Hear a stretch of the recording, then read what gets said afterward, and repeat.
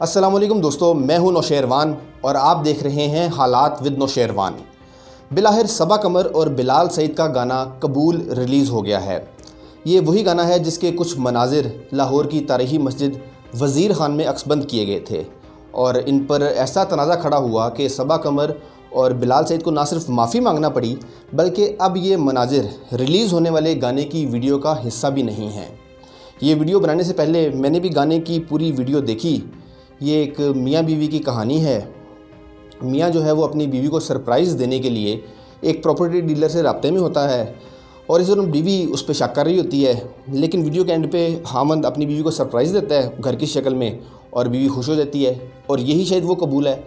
और शायद उन्होंने एंड में खुश होने वाली जगह पे ही ये मस्जिद वज़ीर खाना वाले जो मनाज़िर हैं वो दिखाने थे। खैर, इसमें तो कोई शक नहीं कि मस्जिद का अपना तकद्दुस है और इसकी किसी भी सूरत में बेहुरमती नहीं होनी चाहिए, लेकिन पाकिस्तान में ये पहली दफ़ा नहीं हुआ कि किसी मस्जिद में इस तरह की वीडियो शूट की गई हो। यहाँ तो एक सरकारी अफसर ने बादशाही मस्जिद के मेन हॉल में अपनी बेटी की बारात बुला ली थी। आगे जाके ये वाक़या भी तफसील से बताऊँगा, लेकिन उससे पहले एक और अहम वाक़या है।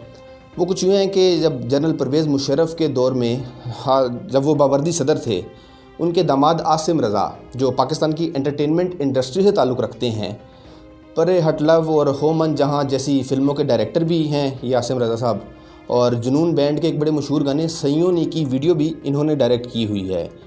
और इसके अलावा भी काफ़ी गानों की वीडियोज़ और टीवी कमर्शियल्स को डायरेक्ट कर चुके हैं।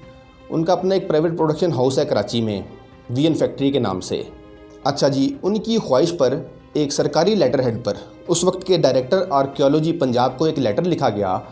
उस वक्त डीजी आर्कियोलॉजी पंजाब थे ओरिया मकबूल जान साहिब, जो एक रिटायर्ड ब्यूरोक्रेट हैं और अब बतौर तज्ज़ियाकार मुख्तलिफ़ टीवी टॉक शोज़ में आते हैं और अपना एक टीवी टॉक शो भी करते हैं वो नियो टीवी पे। तो इस ख़त में एक दस्तावेज़ी फ़िल्म की रिकॉर्डिंग के लिए अंदरून दिल्ली गेट लाहौर में तारीखी मस्जिद वज़ीर खान, शाही किला और शालामार बाग में रिकॉर्डिंग की इजाज़त मांगी गई थी। तो ज़ाहिर डीजी आर्कियोलॉजी पंजाब की क्या ज़रूरत कि वो सदर पाकिस्तान जो उस वक्त बावर्दी सदर थे उनके दामाद को इजाज़त देने से इनकार कर दे। तो अगर वो इनकार कर देता तो वो सरकारी अफसर भी आज साबिक chairman Punjab textbook board Rai Manzoor Hussain की तरह ओएसडी बना दिया जाता। राय मंजूर हुसैन नासिर को किस गलती की सज़ा मिल रही है, इस पे जल्दी एक अलग से वीडियो बनाऊंगा तफसीली। फ़िलहाल इस बात पे वापस के सरकारी लेटर हेड पर दरख्वास्त मिलते ही डीजी आर्कियोलॉजी साहब ने इजाज़त दे दी और सदर साहब के जो दामाद हैं उन्होंने इजाज़त मिलते ही काम शुरू कर दिया अपना।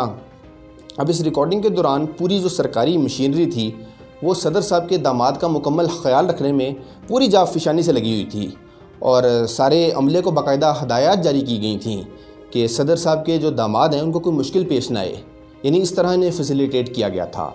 अच्छा, उस वक़्त इन तारीखी इमारतों में रिकॉर्डिंग वगैरह करने के लिए एनओसी लेने की कोई फ़ीस नहीं थी, लेकिन जो इजाज़त लेने वाली पार्टी है उससे 25 लाख रुपए तक का डोनेशन लिया जाता था, लेकिन आसिम रज़ा साहब से ये भी नहीं लिया गया।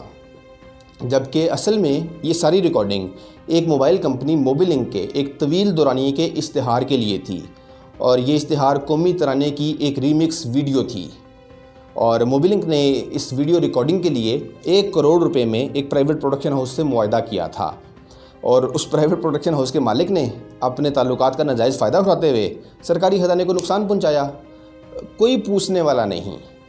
और जो दूसरा वाक़या वो कुछ यूँ हुआ कि साबिक सेक्रेटरी दाखिला पंजाब हसन वसीम अफजल साहिब, जो बेनज़ीर भुट्टो के ख़िलाफ़ स्विस रेफरेंसेस के आर्किटेक्ट भी हैं, ग़ालिबन मई या जून 2006 की बात है, उन्होंने अपनी बेटी की शादी के लिए ये जो तारीखी बादशाही मस्जिद है इसके बड़े मेन हॉल में सोफ़े लगवा दिए थे और मस्जिद के सेन में फर्शी लाइटें लगाने के लिए बड़े बड़े कील ज़मीन में ठोंके गए थे।